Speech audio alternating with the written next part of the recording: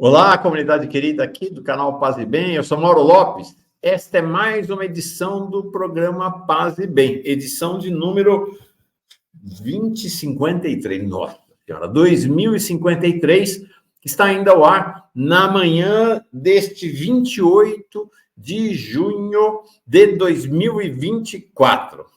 28 de junho de 2024. Esse programa está sendo gravado, eu, na verdade, estou de férias nesse momento, mas fiz questão de deixar gravado esse programa e é uma conversa com uma figura muito, muito especial. Vocês vão gostar, muito, tenho certeza. Antes de começar, um convite, uma convocação, um apelo. Se você puder, se você tiver condição, participe, ajude. Bom, inscreva-se no canal. A gente não tem essa coisa de virar 1 milhão, 2 milhões, 10 milhões, 30, não. A gente está aí com perto de 50 mil inscritos, inscritas, para nós vai crescendo a comunidade, está ótimo, mas nós não temos um programa de superchat, não tem membro, não tem nada disso, mesmo porque esse não é um canal para ninguém enriquecer. A gente quer viver essa vida louca, viver essa vida maravilhosa, né, em comunidade. Mas se você tiver condição, torne-se um assinante do canal Paz e Bem. A gente tem algumas despesas que tem que fazer frente a elas, tem 3 estagiários que ajudam a gente a sustentar o canal, tem programação todos os dias, de manhã, de tarde e de noite, e as assinaturas são fundamentais para sustentar o canal. Então, se você puder, tem na descrição deste vídeo, tem, se você for na capa ou na página inicial do canal, tem uma cobrinha colorida ali, que é só você clicar, vai ser enviado ao nosso programa de assinatura. Desde já, agradeço muito. Pois bem, hoje estou trazendo uma figura que é um protagonista aqui do canal. Um protagonista. Começou de mansinho, hoje ele tem um papel crucial para nós aqui, tem um programa que é fundamental, essencial para a gente, tem uma série de outras participações atrás das telas, né? Realmente é uma figura-chave para essa nossa jornada, que é o Felipe Albani. Ele tem o seu espiritualidade mais diversidade, ele vai falar desse programa para nós, evidentemente, e é uma presença muito calorosa, muito quente, muito aquecida aqui para a comunidade Paz e Bem. Felipe, chega mais. Oi, Felipe, tudo bem? Tudo bem, Mauro. Muito feliz, muito contente e lisonjeado de estar aqui contigo, de estar com essa, posso falar galera, né? Com esse povo maravilhoso do canal Paz e Bem. Eu fiz algumas participações também antes de começar lá no Caminho do Espiritismo, enquanto eu estava integrado ao Sejus, e daí comecei a participação e Carla Pavão, que eu considero a minha madrinha aqui no canal, permitiu que eu fosse chegando e participando dessas possibilidades aí. Grande Carla, uma figura, realmente, grande figura. E já fica desde logo um beijão para ela.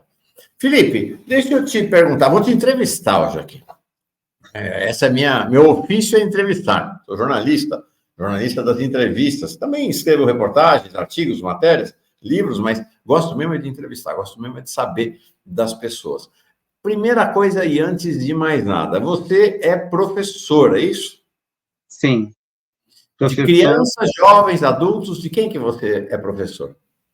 Atualmente de jovens e de adultos, porque eu falar um pouquinho da história, né? Há cerca de 18 anos eu trabalho em 2 redes municipais aqui do Rio de Janeiro. 2 realidades bem distintas e posso dizer que nesses 18 anos já tive algumas situações interessantes. No caso, trabalho em Duque de Caxias, bem mal falado em alguns pontos aí, porque, afinal, a gente tem algumas questões aqui da República Miliciana do Rio de Janeiro bastante delicadas, que é a Baixada Fluminense, e trabalho também na região serrana, na cidade de Teresópolis. E nesses 2 ambientes eu lido basicamente com adolescentes, trabalho com alunos do 6º ao 9º ano, com língua portuguesa. Também sou formado em inglês, mas a minha matrícula, por ser de língua portuguesa, ela é prioritariamente voltada para trabalhos com língua portuguesa. Em algumas situações, eles permitem, especialmente quando não há um professor disponível de matrícula, que eu faça hora extra em inglês. E também, atualmente, faço uma dobra, como a gente costuma dizer assim, pegando algumas turmas a mais à noite, e aí eu tenho contato com adultos e idosos também. Então, digamos que eu estou com uma experiência, e foi até interessante esse retorno, porque quando eu comecei Lá para os idos de 2008, 2009, eu trabalhei com alunos à noite, foi realmente uma experiência muito gratificante, por um lado. Mas é sempre desgastante você trabalhar até de noite, apesar de que eu, quando eu Sim. fui diretor, trabalhei manhã, tarde e noite, então essa Você foi realidade eu diretor de conheço escola? bem. Foi, fui Não, diretor de escola, fui vice-diretor em Caxias, fui diretor em Teresópolis, e então essas experiências são interessantes para a gente carregar e entender um pouco da dinâmica do poder público, especialmente em se tratando de poder público, já que poder privado, às vezes a gente tem uma experiência, mas minha experiência com privado é mínima, então algumas coisas eu preferia nem chegar perto. mas não, a experiência com o poder público é uma experiência de muito maior complexidade do que com o setor privado, né? Porque o setor privado, um manda e os outros obedecem. No setor público, a coisa é bem mais complexa do que isso, né? Tem um processo de articulações e de relações muito mais amplo e exige qualificações de habilidade, capacidade de articulação, tudo que no setor privado não precisa tanto, né? Verdade. E você trabalha no universo rural, é isso? Atualmente, sim. Curiosamente, a minha saída da direção ocorreu junto com a queda da Dilma. Digo até que foi mais ou menos, inclusive na mesma época, mais ou menos lá pelos idos de agosto, quando foi sacramentado o golpitment, né, para dizer o mínimo aí. E desde então, nesse ano, eu comecei a pedir para sair um pouco, até por dois motivos. Primeiro, para tentar descansar um pouco a cabeça, que direção realmente é uma dinâmica muito puxada, sala de aula é puxada, mas a direção tem outras preocupações que acabam envolvendo a gente, e eu decidi ir para duas escolas de campo, como é atualmente chamadas escolas rurais, por uma questão até de evitar a ideia de que seria uma escola de menor capacidade, de menores considerações. E, no geral, realmente, no início, eu tive uma boa percepção de alunos mais interessados, estudantes com maiores capacidades de realizar determinadas tarefas. Algo que, realmente, durante esse período, aí já consta aí mais ou menos o mesmo período que a Dilma sofreu o golpe, eu tenho sentido realmente uma certa dificuldade também agora do pós-pandemia. Eu acho que todo mundo que está em sala de aula sente algumas dificuldades. Mas a zona rural tem algumas coisas importantes pelo fato de você conseguir ter um pouco mais de tranquilidade para ter uma dinâmica de sala de aula mais produtiva, algo que Olha eu que não interessante. tinha quando estava na cidade, digamos assim. Olha que interessante. Ou seja, realidades distintas, né? Ainda hoje, século XXI, a realidade em ambientes do campo, ambientes rurais, uma realidade diferente, bem diferente da realidade, imagino, que você dava aula nas periferias, né? Sim. Inclusive, pouca gente sabe, mas Teresópolis é a cidade, não sei se já mudou um pouco isso, não tenho noção se isso já foi divulgado pelo IBGE, mas até pouco tempo atrás era a cidade com o maior índice de favelização do Rio de Janeiro. Nossa, Só para vocês terem uma ideia, o bairro São Pedro, que é o bairro que congrega vários subbairros, mal comparando com Jacarepaguá. Quem conhece o Rio, Jacarepaguá tem vários subbairros. O bairro São Pedro também tem vários subbairros, com várias comunidades, e ali reúne cerca de metade da cidade de Teresópolis. nossa. E é uma dinâmica extremamente complexa, no sentido de ter pelo menos três grandes comunidades que, desde antes da chegada do tráfico, ali já havia uma espécie de rixa local entre as três comunidades, e não temos muitas escolas que congreguem todas elas. E as poucas escolas não têm ainda, pelo menos enquanto eu estava diretor e professor, uma dinâmica específica para lidar com essa realidade. E isso é bem diferente do que acontece, por exemplo, no Rio, em que você tem uma escola por comunidade e quem está nessa comunidade procura organizar isso de forma a ter um mínimo de problemas por conta dessas divisões locais. E em Teresópolis nós não temos isso. E justamente agora no interior, como a gente costuma dizer aqui, já o caminho para Além Paraíba, cerca de 50 quilômetros do centro de Teresópolis, a gente lida com uma realidade bem diferente, com alunos geralmente mais interessados e até com mais, por incrível que pareça, com mais condições de responder a algumas demandas que a gente tenta verificar com os alunos. Atividades, tarefas, Legal. enfim. Eu não fui muito de mudar de escola, mas essas experiências que eu tive e que eu estou tendo também nessa dinâmica atualmente em escolas do campo realmente têm sido interessantes para marcar uma diferença com essas escolas, eu, como você mesmo falou, Mauro, de periferia, mas pelo menos de Teresópolis, eu posso dizer que o público em geral era mais de comunidade, mesmo que a escola não fosse exatamente dentro da comunidade. Sim, sim. Em Caxias, eu trabalhei no CIEP. Eu fui a outras, ali eu tive uma dinâmica um pouco mais complexa. Mas eu fiquei cerca de quase 10 anos numa escola em que a dinâmica era muito semelhante à de uma comunidade também, próximo ao local que é dominado pelo tráfico.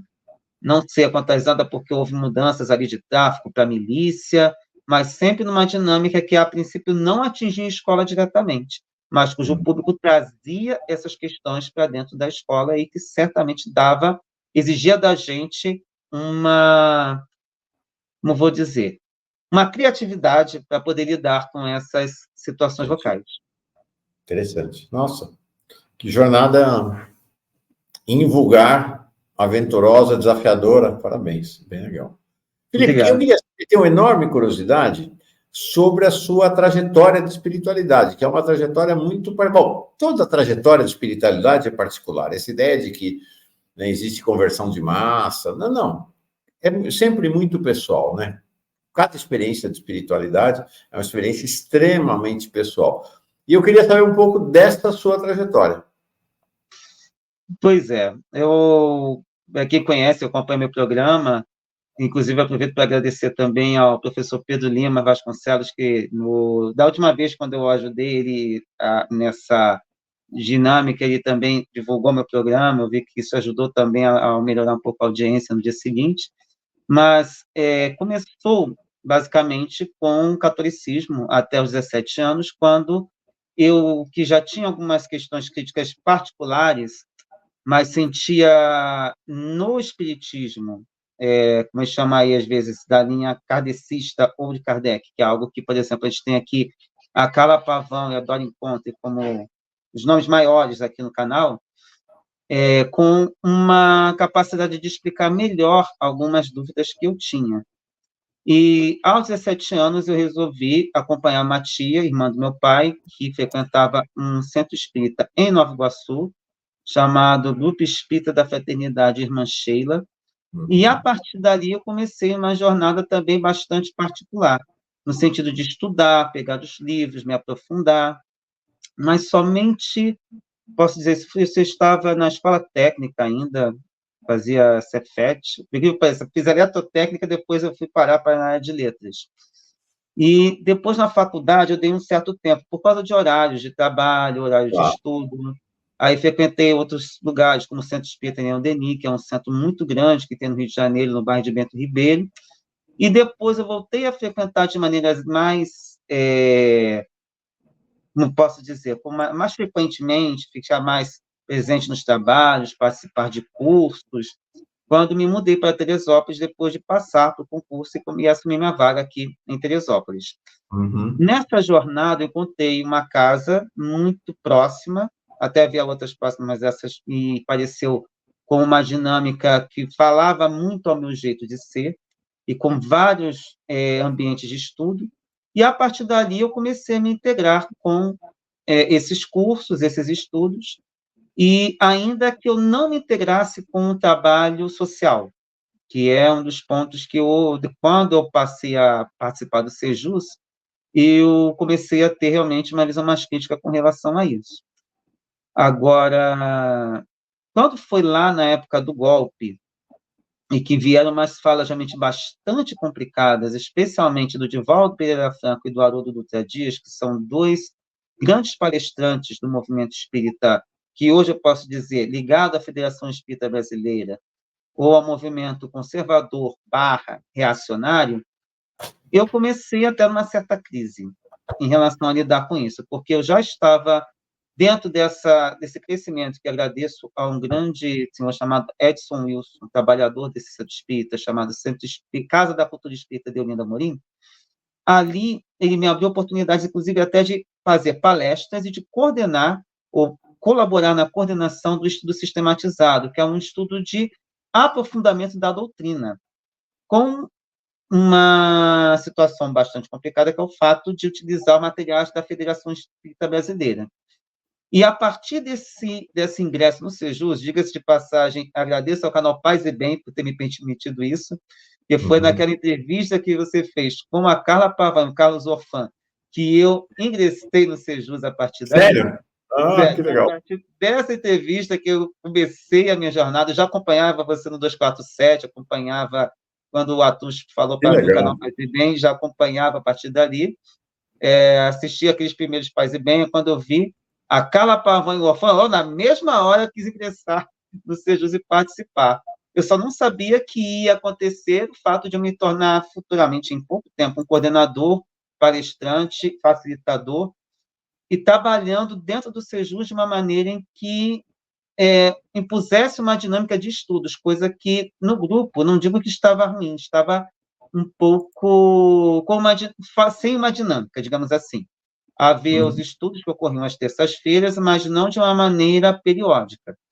Quando os estudos começaram a acontecer de maneira periódica, eu fui chamado e, de certa forma, a Carla pediu para eu tentar dinamizar o estudo de um livro, se não me engano, um livro do Alisson Mascaro, Cristianismo Libertador, e dali começamos uma parceria em que eu resolvi diariamente lançar provocações, como o próprio Galeno, quando trabalhava no Sejus, colocava. E para mim foi um desafio, porque quando eles estavam para a live, meu coração batia forte, eu estava lá, não sei nem como eu consegui sobreviver àquele programa, na primeira live que eu participei do Sejus. E depois também, no próprio Caminhos do Espiritismo, comecei a colaborar também, a ponto de, no final das contas, a Carla me passar o protagonismo do programa, porém, ali, eu já estava passando por um processo de criticidade, inclusive, dentro do próprio Sejus. Não é dizer jamais desmerecer a dinâmica do Sejus ou as pessoas que ali estavam. Mas, quando a gente começa a perceber, e colocando também um pouco mais da trajetória que me levou à minha terceira mudança, digamos assim, eu comecei a estudar com Laíra Amaro, Andréa Vitarese, Juliana Cavalcante, historiadores que são voltados para o Jesus histórico, exatamente esses aspectos, ler livros que me mostraram um pouco de algumas dinâmicas que precisavam ter uma outra percepção da parte do movimento espírita, inclusive o movimento progressista, que é um ponto que me preocupa também, o futuro desse grupo, que se dedica não somente a combater o fascismo, mas também de estudar. Só para você ter uma ideia, Mauro, a gente só estudava ali o livro escolhido pelo grupo. Mas, às vezes, ingressavam pessoas que não tinham a mínima noção de Kardec, não tinham a mínima noção nem do que estavam fazendo ali. Então, abri um grupo só para estudar Kardec e outros grupos para estudar obras ou temas voltados, dentro do Sejus ainda. Um deles funciona até hoje, que é o Quilombo Espírita. A Margarete, que já fez alguns programas comigo, coordena esse grupo. Passei para ela, graças a Deus, ela topou coordenar. E eu abri outras frentes, como o Diversidades, que era para falar da comunidade LGBTQIA+, e um outro grupo, que esse realmente flopou totalmente, que foi o de Esperanto, que é uma dinâmica muito forte dentro do movimento espírita e que é dominada totalmente pela Federação Espírita Brasileira. Mas, infelizmente, ali... Pela direita. Isso, E a Federação Espírita Brasileira é totalmente voltada para esses aspectos direita reacionários, né? Não somente conservadores. Hoje eles estão com um discurso, uma visão praticamente reacionária, como a gente tem visto aí também por parte desses movimentos, que eu vou preferir até não mencionar o nome, porque o pessoal já sabe de quem a gente está falando, né? E aí, no meio dessa... Nossa, que vida rica, né? E você fala, né, que experiência rica, né? Essa sua. E de fato, é algo... O Papa Francisco, ele fala deste momento, né? Que são os primeiros momentos, né? E que ele fala que a gente deveria sempre manter na boca um pouco do sabor desses primeiros momentos do amor, da espiritualidade, né? Que são momentos como de um amor por uma mulher, por um homem. É um negócio, o coração bate depressa, é isso que você falou, né?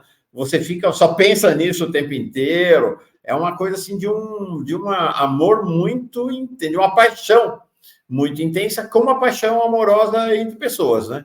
É muito interessante. Esses primeiros momentos, né? O amor dos primeiros tempos, né? Diz o Papa Francisco.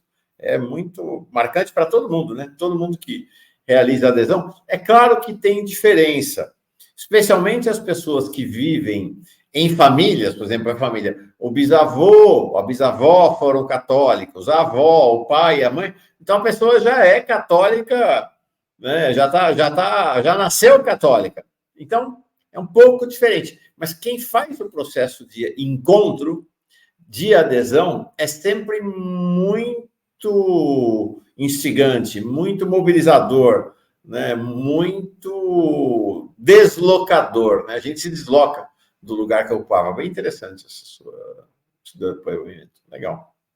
E aí você vai fazer uma trajetória de criticidade e distanciamento até o rompimento com o espiritismo, é isso? Esse rompimento, confesso que não foi muito fácil. Na verdade, não era o meu objetivo inicial, até porque o meu protagonismo no Seju chegou a um ponto de determinadas coisas estarem praticamente ligadas a mim, e até hoje, para mim, dói uma parte. Eu ainda mantenho contato, eu ainda estou como administrador de alguns grupos para auxiliar os coordenadores atuais, e para mim tem sido difícil ver como praticamente o grupo parou em alguns pontos, continua em outros, especialmente os grupos que eu estava coordenando, mas isso foi uma consequência própria de não só, ou seja, os outros grupos também passam por uma espécie de crise, especialmente, eu acho que, como enquanto a gente estava ali combatendo o fascismo, eu acho que a gente tinha um Sim. pouco mais de, né, estava mais próximo. E a pandemia também meio que uniu as pessoas ali nesse mundo, todo mundo virtual, então a gente ali permitiu essa troca aí um pouco mais efusiva e de uma maneira mais frequente. Agora, quando a gente volta para o mundo sem ser o virtual, volta para uma realidade física, parece que houve uma espécie de desmobilização. E até mesmo essa coisa do retorno do PT ao governo federal também parece que desmobiliza um pouco as pessoas e volta um pouco àquela situação de 2002, ainda que a situação hoje seja muito diferente, de Uhum. você achar, não, está tudo bem, agora as pessoas vão acordar, agora as pessoas vão voltar para a normalidade, vão racionalizar, quando na verdade não é isso que está acontecendo. O fascismo ainda está muito forte, o movimento espírita tem, especialmente suas lideranças, tem uma conexão com grupos dessa teologia do domínio, como o professor José Carlos Rocha tem falado, João César, né? Eu às vezes confundo o nome dele. Sim. E isso tudo tem ficado marcante para mim, tanto que o que me levou principalmente à saída, primeiro, da Casa Espírita, foi uma censura que uma grande amiga sofreu. Ela depois, a palestra dela havia sido gravada e foi retirada do canal do YouTube da casa, e isso causou uma indignação de nós, progressistas, dentro da casa, apesar de ter muita gente progressista ali, mas a direção optou por baixar a crista, digamos assim, para os fascistas dentro da Casa Espírita. Então, eu, solidário a ela, fiz como ela, sair da casa. Nesse meio tempo, eu já estava me integrando ao candomblé por uma questão muito particular, porque há uma situação muito particular minha, que é a questão da minha mediunidade. A minha mediunidade, até hoje, mesmo dentro do ambiente da matriz africana, ainda passa por uma necessidade de equilíbrio. E nesses cerca de 40 anos de vivência religiosa, porque, afinal, a gente é batizado criancinha, né?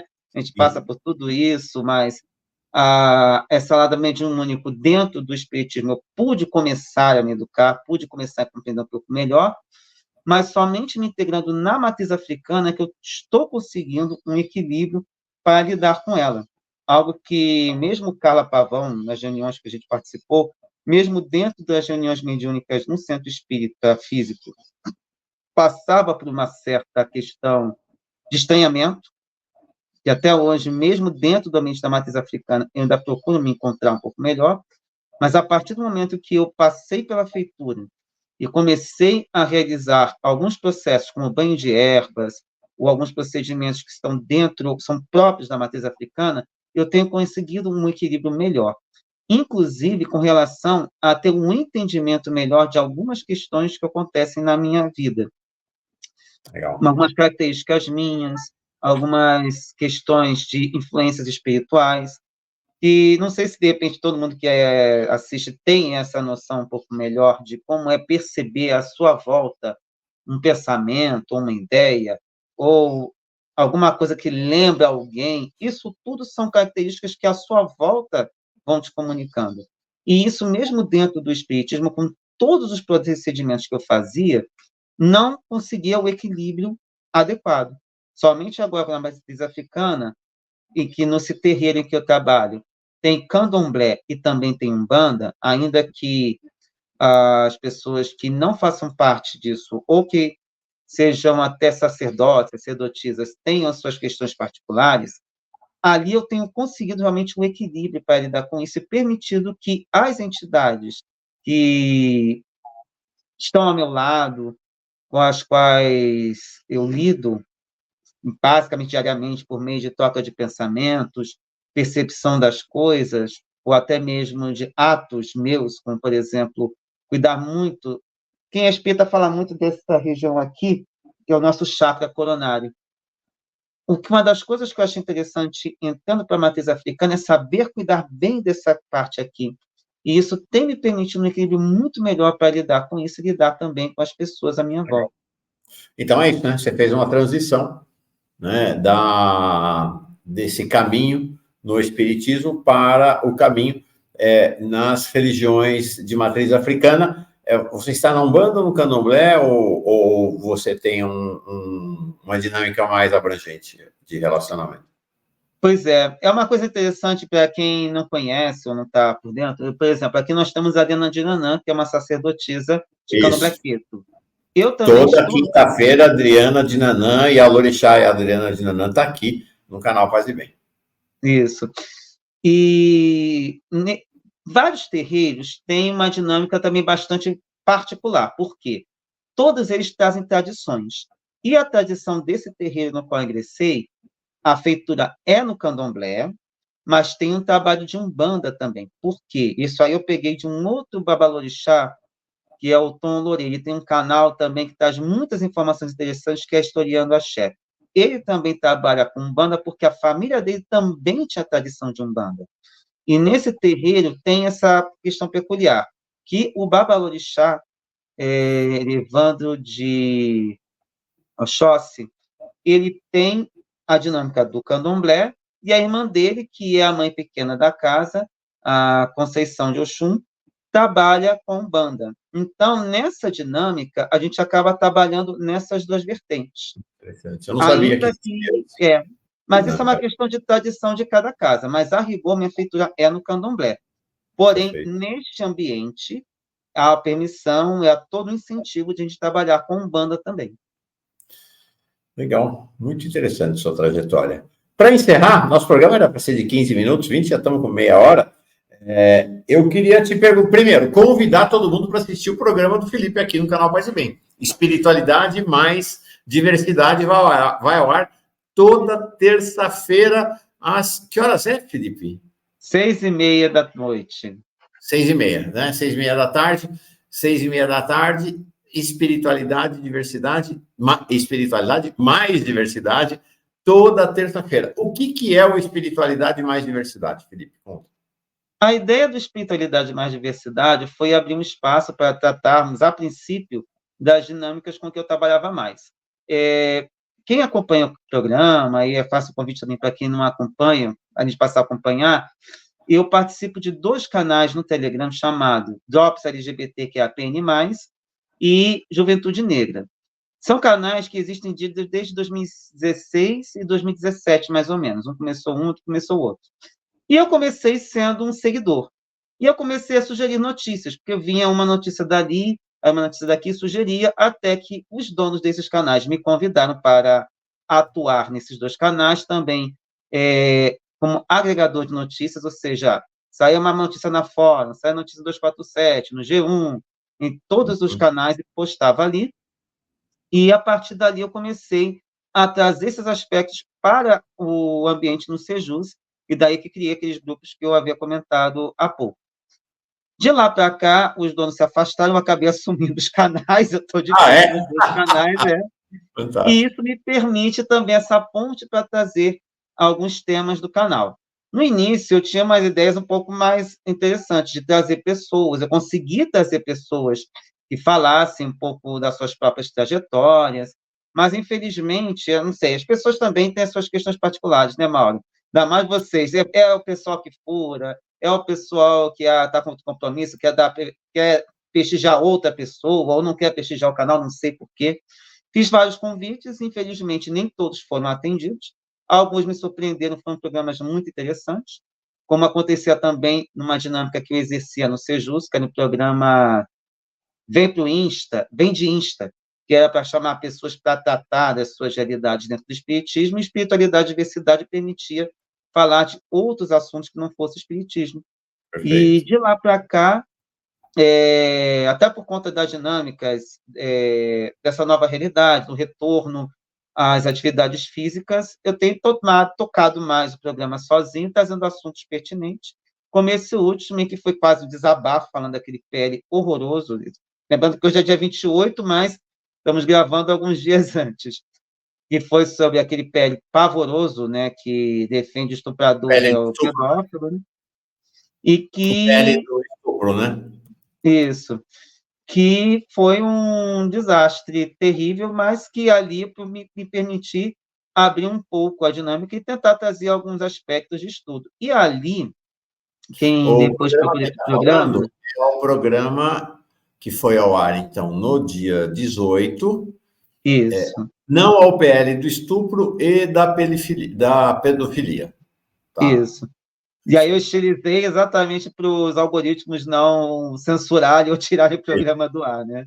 Porque senão a gente sabe o que a gente passa. Então, ali eu coloquei vários programas que a gente produziu dentro do Espiritualidade e Diversidade, falando da cultura do estupro, falando dessa hipocrisia da extrema-direita, e também uma sequência que eu achei importante trazer, que é a visão do aborto nas diversas doutrinas religiosas. Fora outros que eu já tentei também trazer aqui, uma Ialorixá trans, infelizmente houve um desencontro de agendas, mas a gente vai tentando fazer com que as pessoas falem. E, enfim, mas as dinâmicas acontecem enquanto as pessoas não vêm, a gente vai falando à medida que a gente pode e tenta também informações para falar das diversidades humanas. Eu adoraria trazer, já tentei trazer indígena também, não consegui, mas a gente vai tentando para a gente poder ouvir cada um, né, Mauro? Que é esse o caminho. Não sou um jornalista, mas eu acho que a gente abre a voz para isso, né? Para todo mundo falar. Com certeza. Assistam Espiritualidade Mais Diversidade toda terça-feira, às 6h30 aqui no canal Paz e Bem. Te entrego para você encerrar nosso programa, Felipe. Figura, adorei esse diálogo, essa conversa contigo. Fala. Eu que agradeço, Mauro, pela oportunidade. E, enfim, como todo mundo a participar, não somente do canal Espiritualidade e Diversidade, mas também de todos os programas do canal Paz e Bem. É um canal muito especial, é um canal que a gente não fica o tempo todo martelando algumas coisas, é um canal crítico, um canal de uma espiritualidade de esquerda, e que mostra que é possível ser um religioso de esquerda, independentemente da linha religiosa que se siga. E o mais importante, que é o que a gente luta aqui, o combate a qualquer forma de intolerância religiosa. Então, esse painel plural que você, Mauro, que agradeço imensamente pela oportunidade de ter aberto essa fase desse programa, ter aberto essa oportunidade também de estar aqui no programa Paz e Bem, podemos dizer que é a maior audiência do programa, da faixa, estar aqui nesse horário, é importante para a gente poder ter uma outra visão. E ainda que esteja ali engatinhando frente a outros canais que têm grupos econômicos por trás, a gente tem essa questão da sinceridade. Sim. E essa questão também da abertura, o abraço, o estar junto, que é algo que nem todo canal a gente tem aqui. Por exemplo, aqui ninguém compete entre nós. Ah, não deu tanto de audiência, não deu tanto. Ah, vamos cortar. Aqui não tem isso. E isso mostra o quanto esse canal aqui, além de tudo, é muito especial. Felipe e eu somos protagonistas desse canal, né? Eu fundei o canal lá atrás, mas ele não é um canal meu, não é meu canal. É um canal de todos as e os protagonistas, né? Adriana Dinanã, você falou da Carla, o reverendo Eduardo Henrique, Pedro Lima Vasconcelos, todos esses são sócios, protagonistas, co-protagonistas aqui do canal. E essa é uma característica comum a todo mundo que está aqui. Pensar em espiritualidade numa chave plural e de paz. De um canal que claramente é um canal de esquerda. Não tem ninguém de direita aqui. Não tem ninguém de direita, não precisa, né? Está cheio de direita para tudo quanto é canto aí, nesses canais de espiritualidade, Brasil adentro, Brasil afora. Então, é isso. Felipe, obrigado. Nossa, para mim é uma alegria, uma honra, um privilégio poder partilhar da relação contigo, da tua amizade. Muito legal mesmo. Parabéns, viu? Parabéns pela trajetória e pelo programa. E eu que agradeço. Mas antes de encerrar, eu queria lembrar todo mundo. Hoje, 28 de junho, é o dia que a gente lembra a Batalha de Stonewall, que foi o início do movimento LGBTQIA+, e o início de várias lutas a partir de hoje, a partir desse dia. E quem quiser, lá no programa a gente tem uma fala especial sobre esse tema também. Perfeito, fundamental. Entra na playlist e procura. Beijão, Felipe, beijão todo mundo, paz e bem. Tchau. Paz e bem, pessoal. Um beijo enorme e até breve. É isso aí.